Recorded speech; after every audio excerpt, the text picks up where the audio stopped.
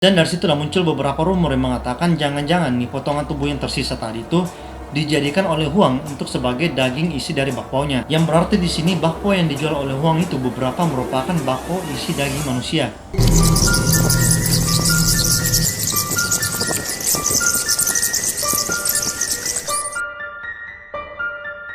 Halo semuanya, kembali lagi bersama gue Yosua. Nah, gimana kabar kalian guys? Semoga kalian baik-baik aja dan sehat selalu ya, dan selalu jaga kesehatan kalian. Oke guys, jadi di video kali ini gue akan membahas satu kasus yang sangat menarik ya untuk kita bahas bersama-sama. Yang gimana kabarnya ada sebuah restoran nih yang menjual bakpao dengan isi daging manusia. Wah, nggak kebayang ya rasanya bakpao isi daging manusia. Gimana tuh orang-orang yang makan bakpaonya dan mereka tahu setelah mereka makan ternyata yang mereka makan tadi itu merupakan daging manusia. Nah, dan di video kali ini gue akan membahas bagaimana ceritanya sampai bisa tercipta bakpao yang seperti itu. Dan apa sih yang sebenarnya terjadi sampai orang itu nekat menjual bakpao dengan isi daging manusia. Dan sebenarnya itu daging siapa guys? So, pastikan buat kalian yang nonton video ini jangan sampai skip videonya ya. Dan pastikan kalian nonton sampai habis, karena ceritanya itu seru banget guys untuk kita bahas bersama-sama ya. Dan sangat menarik. Dan buat kalian yang nonton video ini jangan lupa dulu untuk klik tombol like-nya, share ke teman kalian, komen di bawah, dan jangan lupa juga untuk klik tombol subscribe-nya, serta nyalakan lonceng notifikasi, biar kalian selalu update tiap gue upload video terbaru. Nah, jadi tanpa berlama-lama lagi, langsung aja kita mulai videonya. Oke guys, jadi kasus ini terjadi tepatnya di Makau ya. Nah, jadi ceritanya pada tanggal 8 Agustus 1985, ada seseorang yang lagi berenang di pantai gitu ya. Nah, pas dia lagi renang nih, tiba-tiba dia lihat kayak ada sesuatu tuh yang ngambang. Nah, pas dia penasaran kan, dia langsung ke sana untuk coba cek. Pas sampai sana dia kaget banget dong guys. Ternyata itu merupakan potongan tubuh seseorang. Dan hal itu langsung membuat dia sangat kaget dan ketakutan. Dan dia pun langsung berlari ke kantor polisi dan melaporkan kejadian yang dia lihat itu ke polisi. Lalu setelah polisi sampai di sana, polisi langsung kemudian mengambil potongan-potongan tubuh itu untuk diotopsi nih. Dan menurut kepolisian nih, pas mereka cek ternyata potongan-potongan tubuh itu terdiri dari kaki kanan, kaki kiri, jari kaki, dan juga telapak tangan. Nah, awalnya nih polisi mengira kalau potongan-potongan tubuh itu merupakan potongan tubuh dari beberapa imigran gelap yang berusaha masuk ke Makau. Tetapi ketika di tengah laut kapal mereka itu tenggelam, kemudian mereka dimakan oleh ikan hiu pas di tengah laut itu guys. Tapi ternyata setelah polisi cek baik-baik nih ya, polisi menemukan bahwa ternyata ini bukan dimakan hiu nih. Karena polisi nggak menemukan beberapa bekas ataupun tanda yang menunjukkan kalau mereka itu habis digigit oleh hiu. Malahan polisi menemukan bahwa bekas-bekas luka itu sepertinya merupakan bekas luka setelah habis dimutilasi menggunakan benda tajam. Dan ditambah lagi nih, polisi menemukan fakta baru bahwa ternyata potongan tubuh tersebut enggak terdiri cuma dari satu orang aja, melainkan dari 4 orang yang berbeda. Dan diperkirakan kalau potongan-potongan tubuh itu telah mengambang di lautan selama 3 hari. Dengan hasil otopsi yang seperti itu, polisi ini langsung menduga kalau mereka ini merupakan korban-korban pembunuhan yang telah dibunuh dan dimutilasi, lalu mayatnya itu dibuang ke pantai. Tapi setelah beberapa bulan, polisi itu belum menemukan titik terang sebenarnya siapa pelaku dari kejadian ini. Nah, lalu 8 bulan kemudian nih, tiba-tiba ada surat dari seorang laki-laki gitu ya, yang mengaku kalau dia ini berasal dari Guangzhou, China.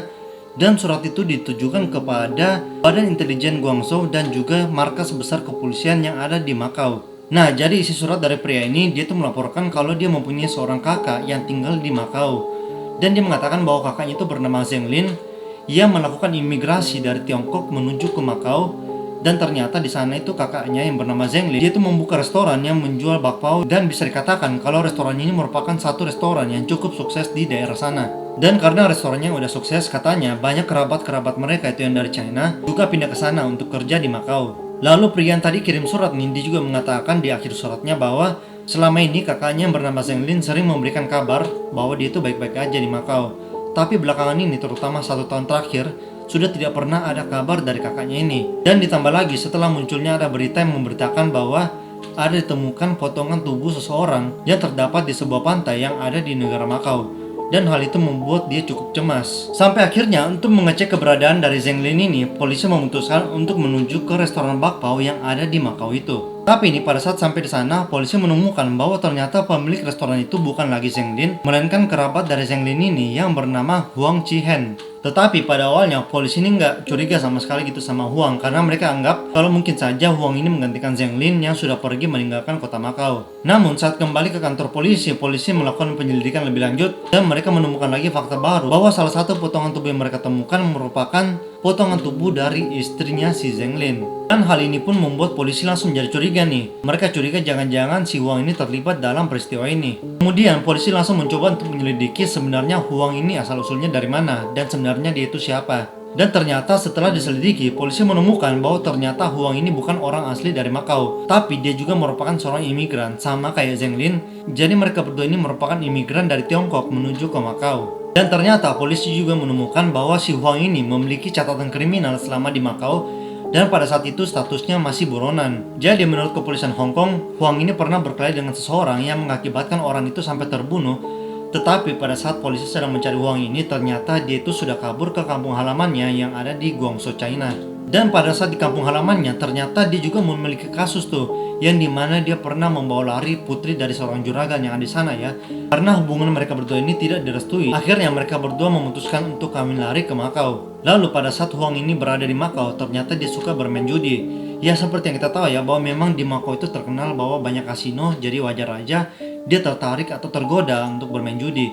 Dan pada saat sampai di kasino itu, dia bertemulah dengan Zheng Lin. Dan pada saat mereka ngobrol-ngobrol, ternyata mereka berdua ini satu kampung halaman. Dan disitulah mereka langsung berteman dan menjadi akrab.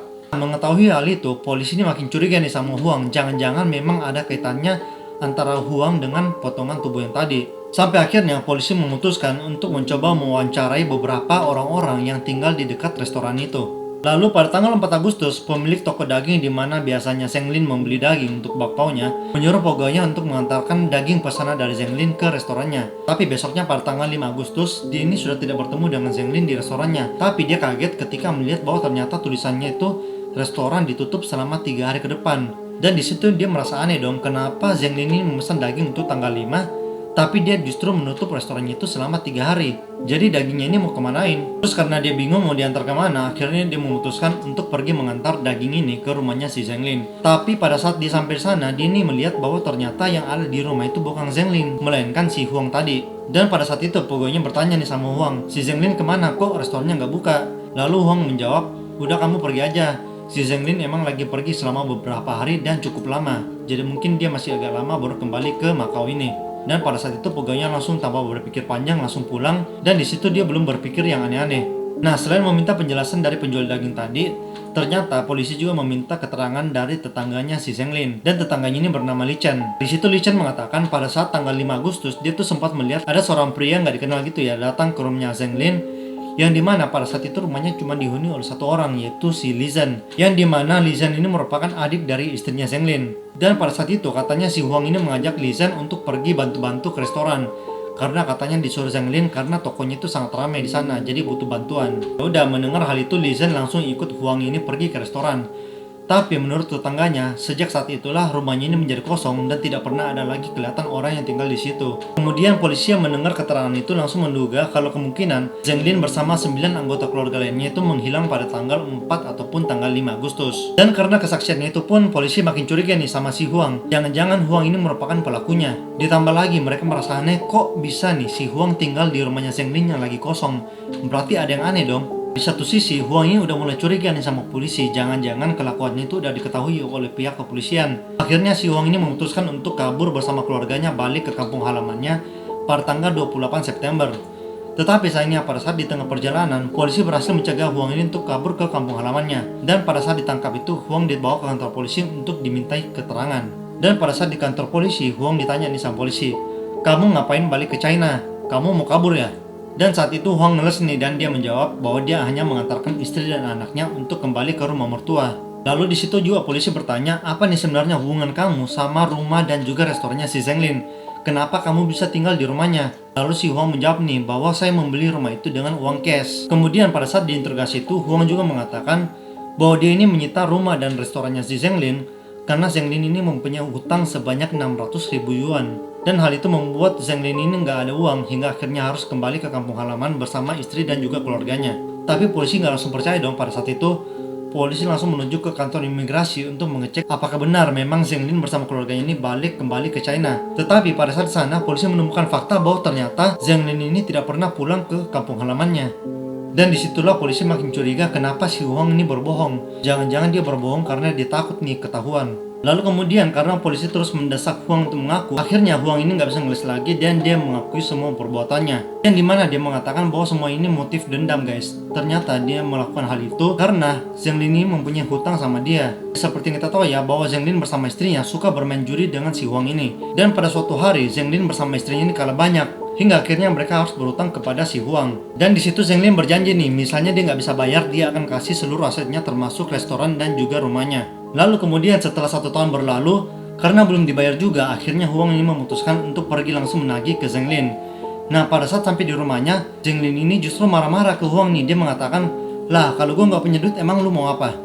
Huang di situ langsung menagih janjinya bahwa Zheng Lin ini kan pernah berjanji kalau dia tidak bisa membayar hutangnya, dia akan memberikan seluruh asetnya termasuk restoran dan juga rumahnya. Dan di sini juga Zheng Lin langsung marah-marah nih dan dia mengatakan bahwa saya tidak pernah berjanji akan memberikan kamu aset-asetku. Nah, mendengar hal itu, Huang ini langsung emosi dan dia mengambil botol minuman yang ada di situ. Lalu langsung dia pecahkan dan pecahnya itu langsung dia pakai untuk menyandra anaknya Zheng Lin yang berusia 7 tahun. Selain itu, dia juga menyandra seluruh anggota keluarganya Zheng Lin yang ada di situ dan mengikat tangan mereka satu persatu. Dan pada saat itu, istrinya Zheng Lin ini menyuruh anaknya untuk kabur. Dan dia pun berusaha untuk kabur, tapi sayangnya usahanya itu digagalkan oleh Huang, di mana Huang ini melihat dia mau kabur langsung ditusuk pada saat itu juga. Dan istrinya Zheng Lin pun tewas di tempat pada saat itu. Dan akhirnya satu persatu anggota keluarganya Zheng Lin tewas dibunuh oleh Huang ini menggunakan pecahan botol tadi.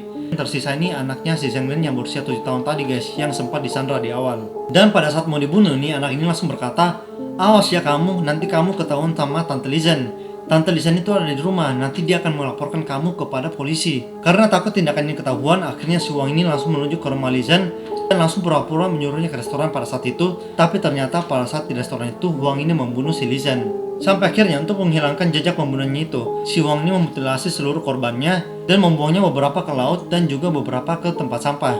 Dan setelah Huang mengakui semua perbuatannya ini, pihak pengadilan menjatuhkan hukuman mati kepada Huang. Setelah Huang ini ditangkap, polisi berusaha untuk mendapatkan beberapa potongan tubuh lainnya yang tersisa dari anggota keluarganya Zheng Lin. Padahal total anggota keluarganya Zheng Lin itu ada 10 orang. Cuman di sini polisi nggak bisa menemukan sisa potongan tubuh lainnya itu ada di mana. Dan dari situlah muncul beberapa rumor yang mengatakan jangan-jangan nih potongan tubuh yang tersisa tadi itu dijadikan oleh Huang untuk sebagai daging isi dari bakpaunya. Yang berarti di sini bakpao yang dijual oleh Huang itu beberapa merupakan bakpao isi daging manusia. Oke guys, jadi itulah tadi pembahasan kita mengenai kisah persahabatan yang rusak akibat hutang dan berujung menjadi bakpao isi daging manusia ya. Dan buat kalian nih yang suka dengan pembahasan seperti ini, kalian langsung aja komen di bawah untuk nextnya kita membahas kasus apa lagi nih. So oke guys, thank you buat kalian yang udah nonton video ini sampai habis. Dan buat kalian yang nonton video ini, jangan lupa untuk klik tombol like, share, komen, serta subscribe channel ini dan nyalakan lonceng notifikasi biar kalian selalu update tiap gua upload video terbaru. So oke guys, see you on the next video and bye bye.